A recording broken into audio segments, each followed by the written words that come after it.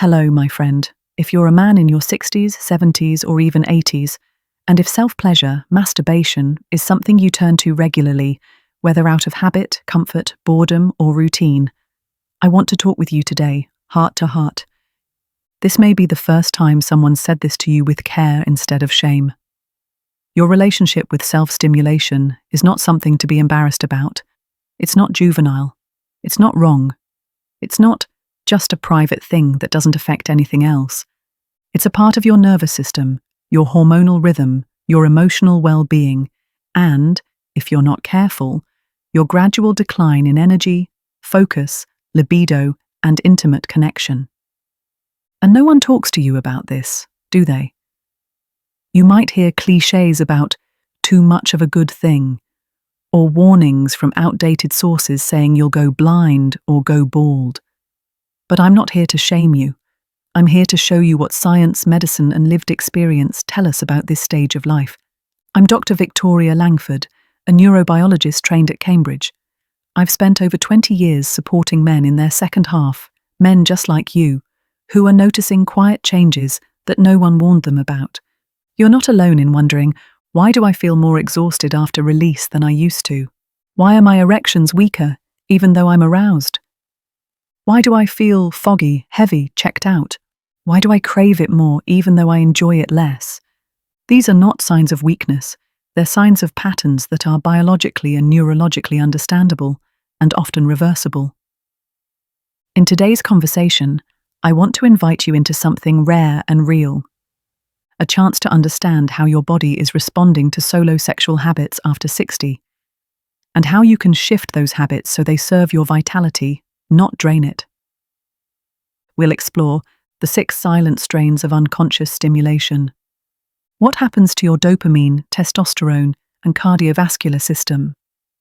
How your body may be giving you clues in the form of fatigue, fog, hair loss, or disconnection. And most importantly, how to create a healthy rhythm that honors your masculinity, your needs, and your capacity for intimacy. This isn't about abstinence, it's not about guilt, it's about intention. You see, pleasure is powerful. It can heal, it can awaken, but when practiced without awareness, it can also become a trap. And I want you to be free. So let's start by removing the silence around this topic. Let's look at the body, the brain, and the heart, not as isolated parts, but as a connected whole. By the end of this video, you'll have a clear understanding of what your body has been trying to tell you, how to reclaim energy, clarity, and emotional strength, and how to enjoy sexuality in this stage of life in a way that's restorative, not depleting. If that sounds like something worth 30 minutes of your time, then stay with me. This could be the most important conversation you've had about your health in years. Let's begin with what many men assume is harmless, a private moment, a release of tension, a way to manage boredom or fall asleep. For decades, it worked, it helped, it calmed you down and let you get on with your day. But now, after 60, something's shifted. You may not even realize it yet. Maybe you've started waking up groggy no matter how many hours you slept. Maybe your limbs feel heavier. Maybe you've started skipping your morning walk or taking longer to recover from simple tasks like gardening or doing the dishes. Maybe the spark is gone, not just sexually, but generally. This is what I call the silent drain, and it's more common than you think. I've sat across from dozens of men, smart, self-aware men, who tell me, "Doc, I don't get it. I'm not sick, I'm not doing anything differently, but I just feel off, weaker, slower." So we dig deeper, and over time, a pattern emerges. They've increased their solo sexual habits, just slightly. What used to be once or twice a week is now daily, sometimes even multiple times a day. It started during retirement, after a health scare, or when a spouse became ill or emotionally distant. Sometimes it began after the kids moved out and the house went quiet. But over time, what once brought relaxation now brings fatigue. Let me explain why. The cortisol loop. Every time you orgasm, especially alone, your body experiences a miniature stress cascade. Adrenaline surges, followed by a sharp rise in cortisol, your primary stress hormone. In small, occasional doses, that's perfectly normal. But when you release frequently, especially without connection or emotional context, cortisol can become chronically elevated. And when cortisol stays high, several things happen. Your sleep cycle is disrupted, even if you think you're sleeping fine. Your muscle recovery slows, your immune system weakens, your metabolism becomes sluggish, and most importantly, your energy tank never fully refills. That's why so many men feel tired the day after release, not just immediately after. You're operating with an underlying biochemical depletion, even if everything else in your life seems the same. The disconnection factor. There's another layer to this that goes beyond hormones: emotional disconnection. Solo pleasure in moderation can be healthy, but when it becomes a primary outlet for comfort, it begins to take the place of real emotional processing. You've probably done this without thinking. Had a stressful day, but instead of reflecting or talking, you defaulted to a release, felt loneliness or sadness and used stimulation to push it down. Chase that feeling of aliveness just to avoid the numbness or tension building inside. Over time, this trains your nervous system to use release as a shortcut, one that bypasses emotional resilience and instead delivers a quick dopamine hit to distract you. But shortcuts come with costs, the cascade into physical decline. Now add this up. You're tired more often, so you move less. You move less, so your circulation and muscle tone drop. Your libido begins to fade, not because you're aging, but because your body isn't being supported. You lose momentum, not just sexually, but cognitively, emotionally, even socially. It's like a slow leak in a tire. You don't notice the damage at first, you just feel a little drag. But after a few weeks, you're running on rims and wondering why everything feels harder than it used to. And the worst part? Most men never connect that decline to their solo habits, because no one ever told them there could be a link. I'm not telling you to stop masturbating. I'm telling you this. If you're using it as a coping mechanism instead of a conscious ritual, if you're doing it on autopilot to avoid silence, emotion, or reflection, then it's not helping you. It's hollowing you out. You deserve better than that. You deserve energy that sustains you. You deserve vitality that isn't conditional on one chemical release. And you deserve the truth about what your body is actually asking for. In the next section, I'll walk you through the dopamine spiral, how this quiet drain affects not just your muscles or your stamina, but the very pleasure centers in your brain, and how what once felt satisfying now might be training your brain to need more often, just to feel less. But for now, take a moment. Ask yourself honestly, is this habit lifting me up or slowly wearing me down? If you're even slightly unsure, keep listening. You're in exactly the right place. Let's imagine for a moment that your brain is a garden. Each time you engage in an experience, whether it's hugging a loved one, cooking a delicious meal, or experiencing sexual pleasure, you're watering that part of your garden. Over time, the plants that get the most water are the ones that grow the biggest, take up the most space, and demand the most of your attention. Now, what happens if the only thing you're watering is the quick dopamine surge from solo release? Eventually, the other parts of your garden, joy from connection, satisfaction from hobbies, even a sense of wonder in the world, begin to wither. And yet, the sexual reward center grows louder, hungrier, more demanding. This is the dopamine spiral. And if you've ever thought, I used to feel more from this, or it doesn't hit the way it used to, then you've already felt its effects. Understanding dopamine tolerance. Dopamine is a neurotransmitter, not a pleasure chemical per se, but a motivator. It says, this feels good, do it again.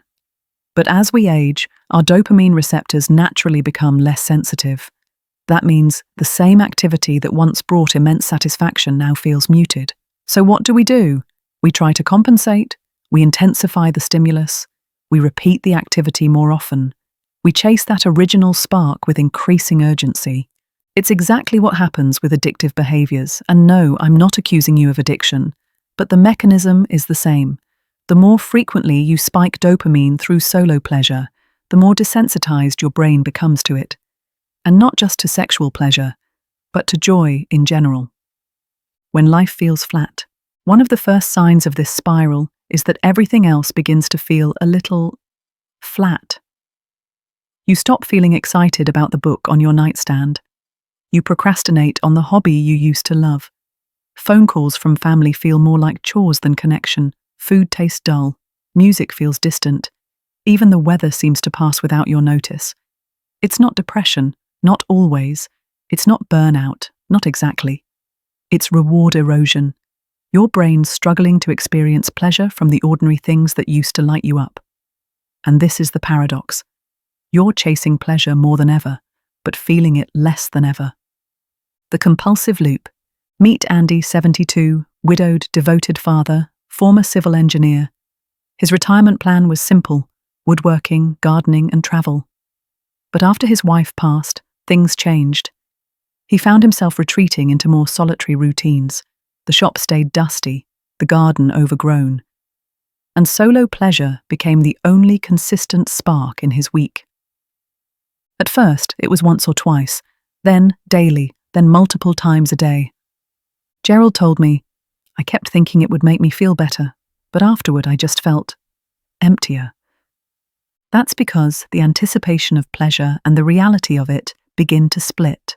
Dopamine builds with the anticipation, but if the brain has become desensitized, the actual experience doesn't deliver. And so the craving grows stronger, but the satisfaction weakens. This is how the compulsive loop sets in. Desire spikes, action follows, satisfaction underwhelms, so you try again and again, until you're stuck in a loop, not of joy but of chasing relief. How to rebalance the system. Now here's the good news: your brain, even in your 60s, 70s and beyond, is incredibly adaptable. You can resensitize your dopamine receptors, you can regrow those neglected parts of your internal garden. Here's how to begin.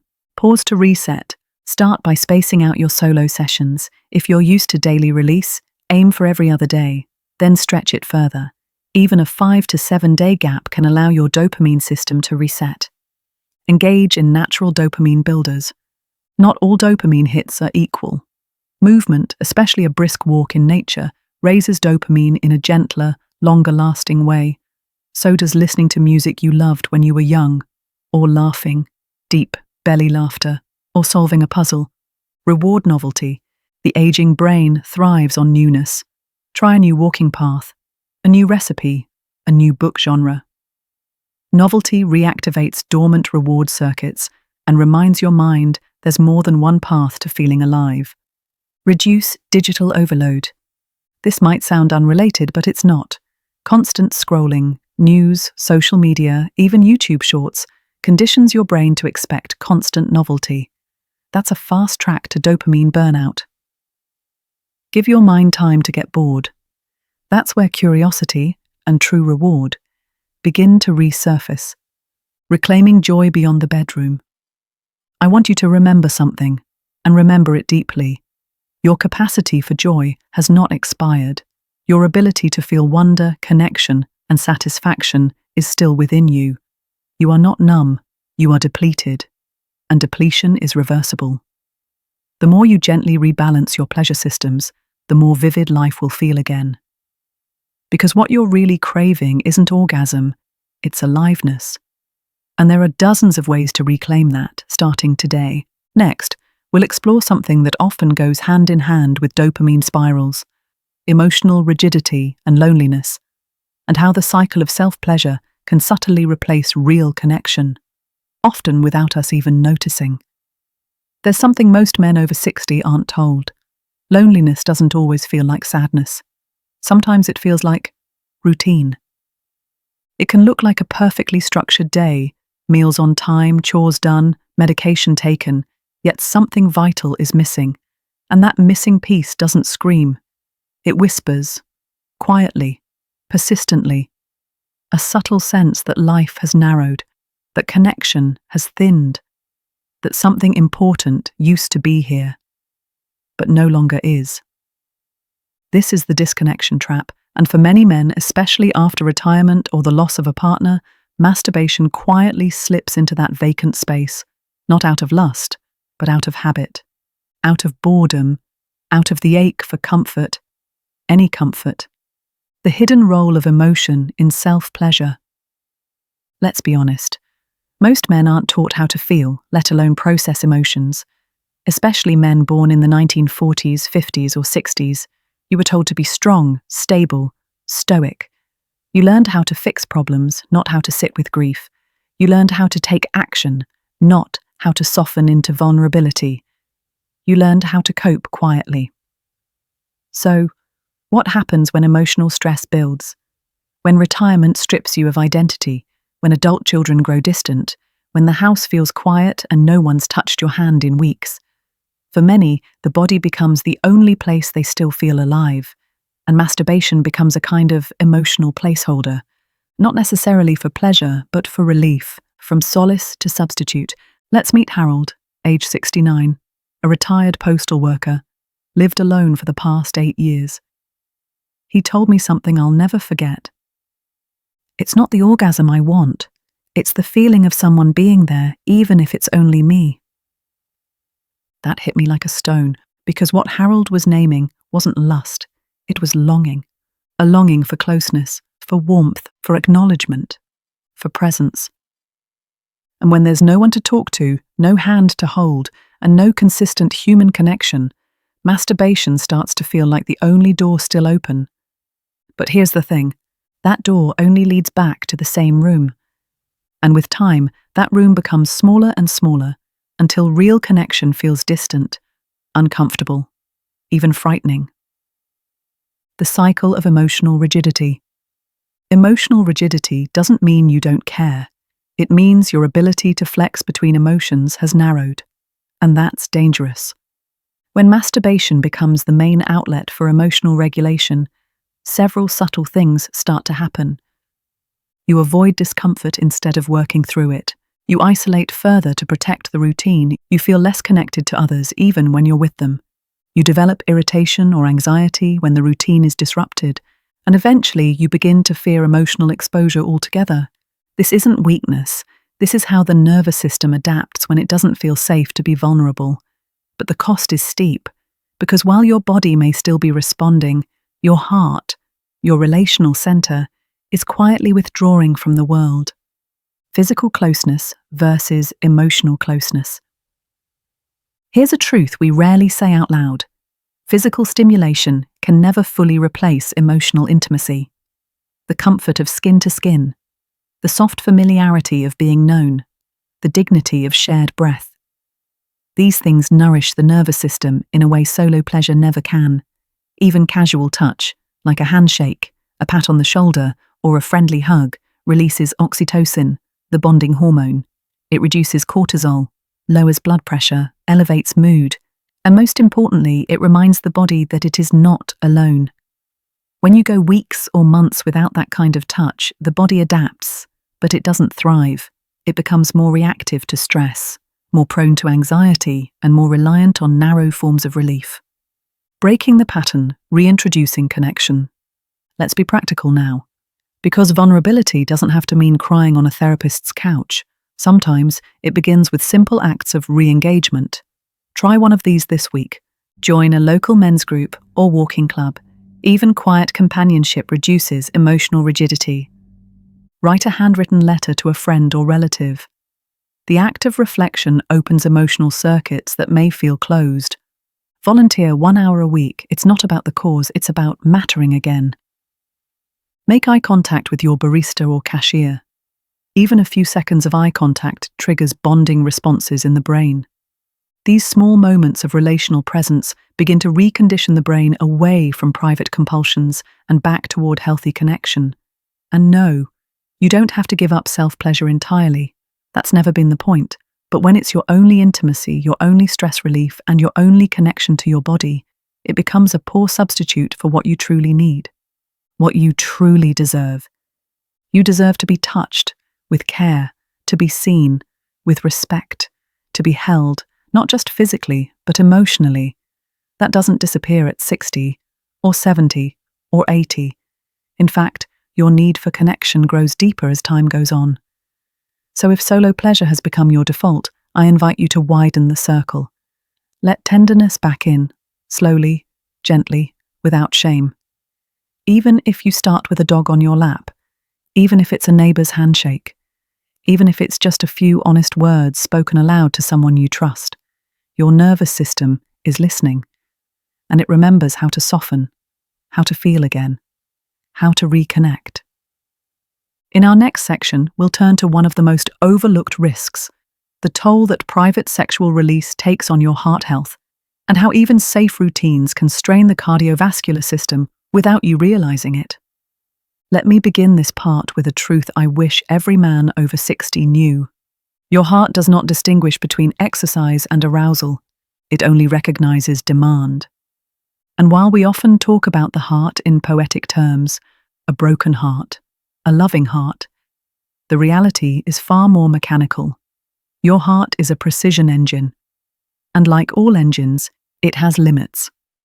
What concerns me most as a doctor is how many senior men are placing high demands on that engine without realizing it. Frank's story. I thought I was fine. Jameson was 75, active, retired electrician. He walked every morning, took his medications on time, and had recently started dating again after losing his wife. By all measures, Frank appeared to be in good health. But every so often, just after private sexual release, he experienced strange symptoms: a pounding heart, shortness of breath, and occasionally a dizzy spell that forced him to sit down. He told me, "It's probably nothing, Doc. I've had this heart for 74 years. It knows what it's doing." But biology has its own plans, and while love and libido endure, the vascular system doesn't respond the same way it did at 40. After a thorough evaluation, we discovered his episodes were directly tied to solo arousal, specifically the sudden spike in blood pressure and heart rate during climax. Frank wasn't ill, but his body had changed, and his old habits hadn't adjusted to match. The invisible spike. Let's break this down physiologically. During sexual arousal and climax, heart rate can increase by 30 to 50 beats per minute. Systolic blood pressure may spike 20 to 40 points. These effects are instantaneous. There's no warm-up like with exercise. The release of adrenaline and norepinephrine tightens blood vessels, placing a sharp load on the heart muscle. In younger men, the heart adapts quickly, but after 60, arteries are stiffer, the cardiac muscle has less elasticity, blood vessels don't expand as freely, and if you're managing high blood pressure, diabetes, or past cardiovascular issues, that sudden load can trigger real problems. Arrhythmia, lightheadedness, chest pain, and in rare but critical cases, cardiac events. Now here's the hardest part. Most men don't associate these symptoms with self-pleasure. They assume it's a fluke, or dehydration, or age, and they suffer in silence, often too embarrassed to say the timing aloud. But you deserve better than guessing games with your heart. Why solo stimulation hits differently. Many men assume, "I'm only masturbating. It's not like I'm running a marathon." But here's what changes the equation. Privacy removes pacing. There's no one else to slow down for, no rhythm to sync with. It's often fast, intense, and focused. Mental stimulation adds layers of arousal. Even without movement, the mind's imagery can drive powerful adrenaline responses. Guilt or secrecy compounds tension. If the act feels shameful or rushed, cortisol and stress hormones elevate even more. There's often no cool-down period. Once climax is reached, men often stand up, move on, or go straight to sleep, leaving the cardiovascular system in an unresolved high state. All of these factors strain the heart in ways that aren't immediately obvious, but they accumulate. How to practice cardiovascular conscious pleasure. You don't need to give up intimacy with yourself, but you do need to adjust the way you engage with your body, especially if you've experienced any of the following: dizziness after climax, chest tightness or fluttering, rapid heartbeat that doesn't slow easily, fatigue or leg weakness post-pleasure. Here are steps to protect your heart. Slow down. Set aside time instead of sneaking it in. The slower the build-up, the less abrupt the cardiovascular spike. Engage in deep breathing before and during the experience. This reduces blood pressure and heart strain. Create a warm-up and cool-down ritual. Think of it like exercise. Begin gently, end mindfully. Avoid immediately standing or exerting yourself afterward. Stay reclined for at least 5 to 10 minutes. Hydrate and stretch. Water and light stretching aid vascular recovery. And most importantly, talk to your doctor, even if it feels awkward, because the goal here isn't to scare you, it's to protect what matters most: your freedom, your confidence, and your long-term health. Aging hearts deserve active care.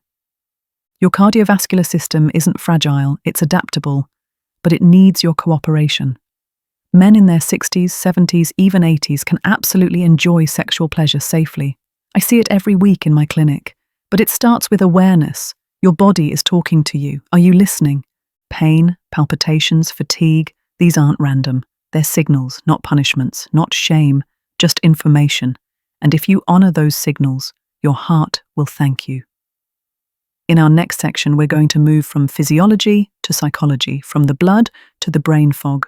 Because what happens when masturbation becomes a coping mechanism for stress, boredom, or loneliness isn't just physical. It quietly reshapes the way you think, the way you focus, and the way you connect to the world. Let's talk about cognitive clarity, emotional resilience, and how to reclaim your sharpness, inside and out. There's a phrase I hear far too often from men in their 60s and 70s. I just don't feel as sharp as I used to. Now, sometimes that's a natural part of aging, but other times, it's a signal, a quiet sign that something in the brain's reward system has gone off balance. And one of the most overlooked contributors to that fog: frequent, emotionally disconnected masturbation. This isn't about shame or judgment. This is about protecting your clarity, your attention span, and your emotional depth, especially in a stage of life where every moment matters. Let me tell you about David. David's story. I couldn't follow conversations. David was 69, a retired accountant. For decades, his mind had been his greatest tool, sharp, logical, disciplined. But lately, he'd felt scattered. He told me, "I used to read financial reports in minutes, now I reread the same paragraph 5 times. Worse, he couldn't keep up with conversations, especially with his grandkids. He'd drift, zone out, or just feel like he wasn't there." David blamed it on retirement boredom. But after digging deeper, we found a pattern. He had slowly begun using masturbation, not just for pleasure, but as a default escape from stress, loneliness, or inertia. Over time, that daily ritual, once harmless, had started to replace connection, stimulation, and variety. And that's when the fog rolled in, when reward becomes a rut. Your brain is built for reward. It lights up when you eat a great meal, laugh with someone you love, or reach a goal you've worked for. But when you repeatedly turn to the same stimulus, especially one that floods the system with dopamine, it rewires itself. Instead of seeking variety, the brain starts craving predictability. That's what happened to David. His brain learned to chase the quick, isolated high of climax, but it came at a cost of reduced mental flexibility, lower motivation to engage in complex tasks, anxiety when his routine was disrupted, and a persistent feeling of mental static or fog. This isn't just a theory. Studies in aging brains show that dopamine receptor sensitivity decreases with age. And when you flood those receptors daily, they downregulate even faster. It's like turning up the volume on a stereo so often that eventually you can't hear the music at all unless it's blasting. The emotional toll. Cognitive fog doesn't arrive alone. It brings emotional passengers with it: irritability, restlessness, shame for not being as present or sharp, and a sense of isolation even when surrounded by others. And here's the twist: these symptoms often lead to more masturbation. Because for a few seconds, release clears the tension. But then the fog returns, heavier than before. This cycle, dopamine surge, crash, fog, repeat, is not your fault. It's a learned pattern. And like all patterns, it can be unlearned. How to reclaim cognitive vitality. Here's what I often tell my patients: your brain is not broken, it's bored. It needs new inputs, ones that stimulate, stretch, and surprise it. Here are a few strategies to reverse the fog. Interrupt the loop. Take a full break from masturbation for 7 to 10 days. Yes, it may be uncomfortable at first, but this gives your reward system a chance to reset and resensitize. Create new dopamine pathways. Start a challenging hobby, one that requires coordination, focus, or creativity. Think painting, playing an instrument, puzzles, woodworking, or even dancing. These activities raise dopamine in a gentler, more sustainable way. Rebuild social engagement. The brain thrives on connection. Call someone you've been meaning to reach, join a walking group, attend a local event. You're not too old, and you're certainly not alone. Practice mindfulness training. Meditation, deep breathing, and Tai Chi all increase prefrontal cortex activity, the very part of the brain responsible for attention, decision-making, and emotional regulation. Track the fog. Keep a short, daily journal. Rate your mental clarity from 1 to 10. Over time, you'll see patterns between your habits and your sharpness, and that data will empower you to adjust. Feed your brain. Include brain-boosting foods, omega-3 fats, salmon, walnuts, blueberries, turmeric, green tea. Hydration and sleep also play a huge role. Don't overlook the basics. The first signs of change. When David began these practices, his clarity didn't return overnight. But within 2 weeks, he was able to follow full conversations without drifting, read longer without eye strain or frustration, and most importantly, feel proud of his presence again. He told me, "It's like I'm back behind the wheel of my own mind." That's the power of small shifts, consistently applied. It's not about perfection. It's about reclaiming the richness that's still available to you. You deserve to feel present. Let me say this clearly. There is no shame in having used self-pleasure as comfort. It's a human instinct. But your brain is plastic, it learns, and it can relearn. The habits that dulled your spark don't have to define your next chapter. Your cognition, your curiosity, your creativity, they're all still alive in you. And if you feel foggy, if you feel numb, if you feel like you've lost a piece of your inner clarity, know this: it's not gone. It's waiting to be reawakened. Let's move from mind to identity, because in our next section, we'll explore how over-reliance on masturbation can subtly alter how you see yourself, and how, with a few gentle shifts, you can restore your self-worth, sexual confidence, and inner peace. I want to begin this next part with something raw and personal. When a man looks in the mirror and no longer recognizes himself, something deeper than just vanity is at stake. It's not just about looks. It's about identity, dignity, and the quiet confidence that comes from seeing yourself reflected back with strength. One of the most common concerns I hear from men over 60 is this: why am I losing hair so fast all of a sudden? They blame aging, genetics, stress. And yes, those play a role. But in many cases, especially in men who've become more sexually active in retirement, there's another hidden culprit, one very few doctors will ever connect. Frequent masturbation may be quietly accelerating hormone-driven hair loss. Let's talk about why. The hormonal domino effect. Each time you climax, your body releases a cascade of hormones. Among them, testosterone, which naturally spikes during sexual arousal. Now, for some men, this boost is minor. But in men with a genetic sensitivity, particularly to a byproduct of testosterone called DHT, dihydrotestosterone, this can spell trouble.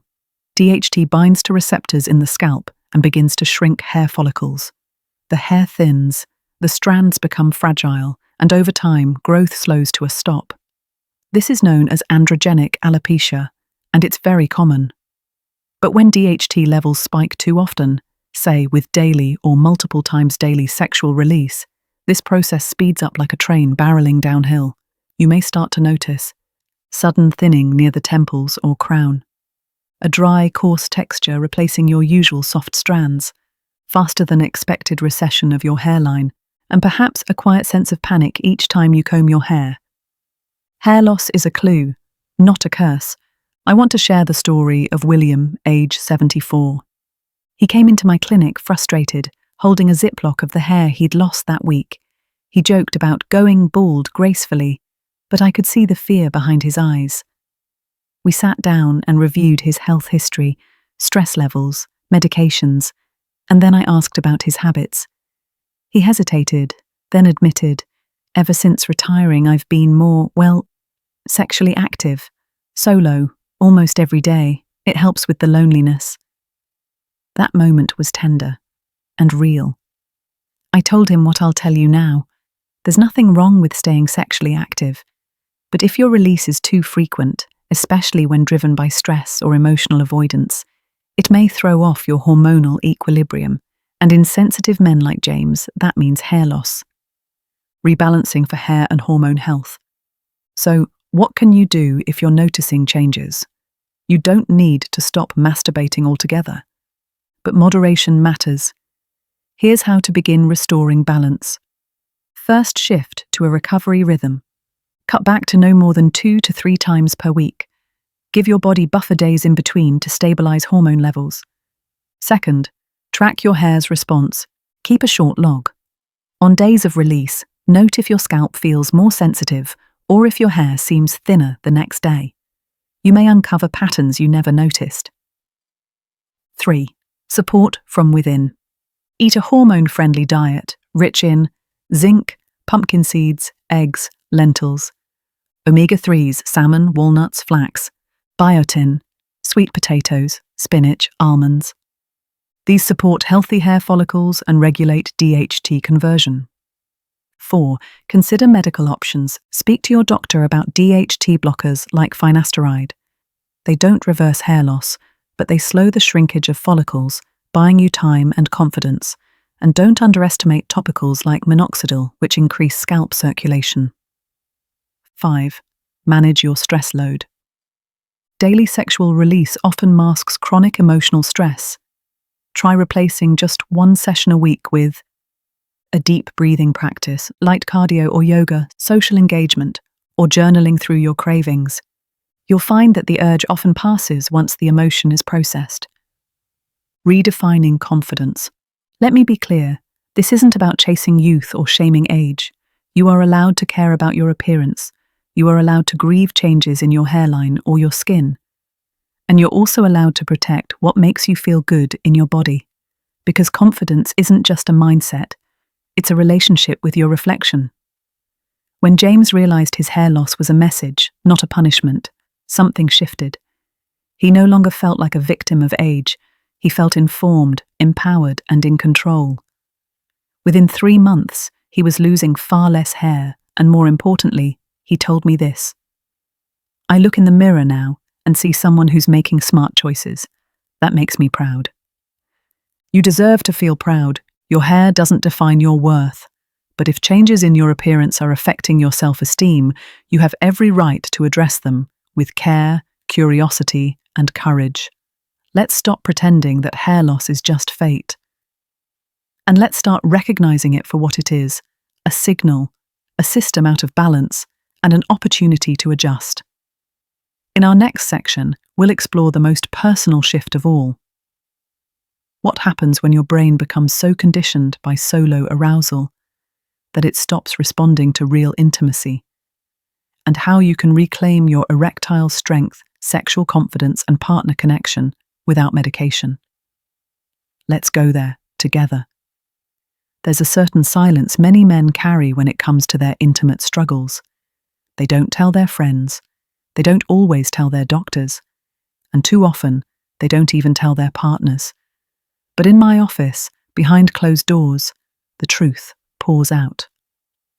Doctor, I don't have any issues when I'm alone, but with someone else, I just can't stay hard.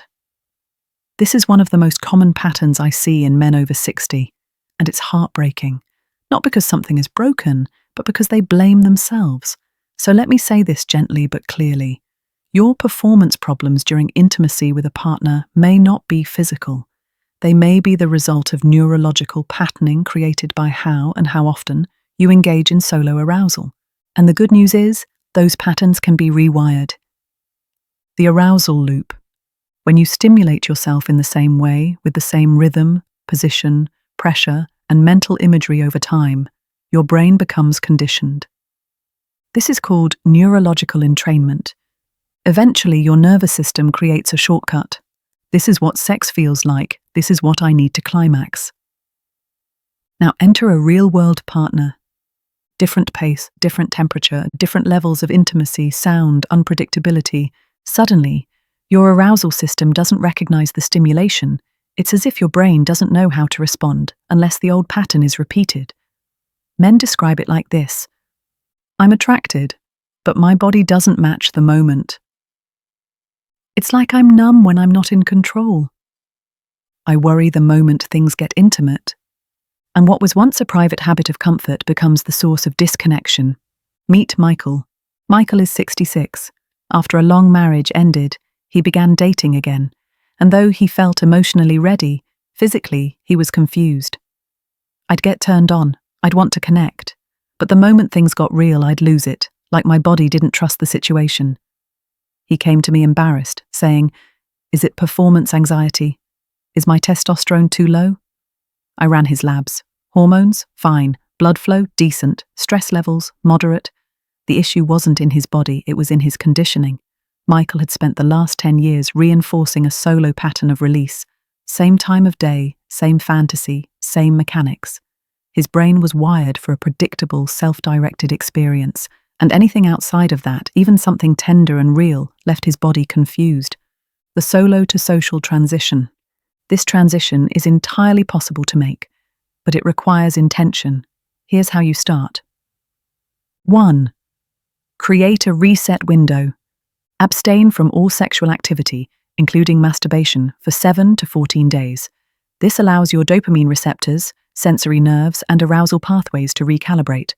Think of it like rebooting a frozen computer. During this time, focus on physical movement, breathing techniques, creative hobbies, emotional connection with others, even platonic. You're reminding your system that pleasure is not one-dimensional. 2, reintroduce variety.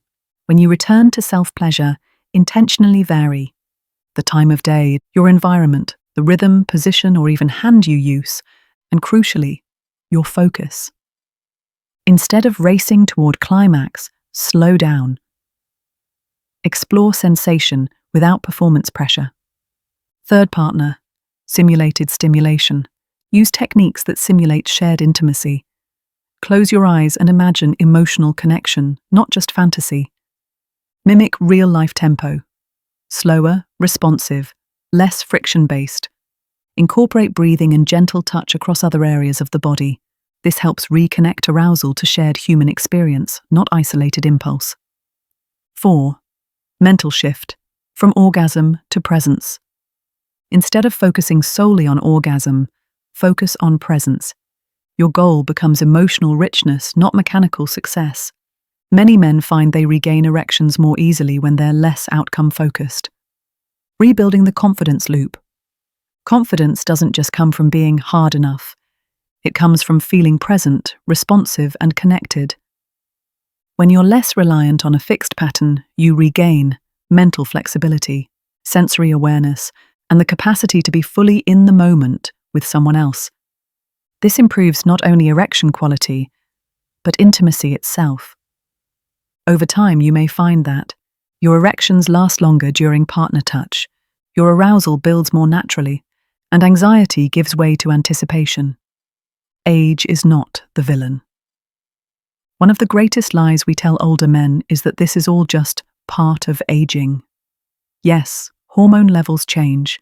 Yes, vascular flow may decline a little, but neuroplasticity doesn't vanish. Your brain is still beautifully capable of change, growth, and deep sexual connection. You're not too old, you're not broken, you're just conditioned, and you can recondition yourself into a new phase of pleasure. Key takeaway: if you've been experiencing stronger solo erections but difficulty during partnered sex, it's not shameful. It's a signal, a reflection of how powerfully your brain has adapted, and how lovingly you can begin to teach it a new language. In our final section, we'll talk about how to bring all of this together. How to create a sustainable, satisfying sexual rhythm that doesn't just avoid the risks, but enhances your vitality. You deserve to enjoy the second half of your life, not in silent confusion, but in confidence, clarity, and joy. Let's finish strong. Let's bring everything home now.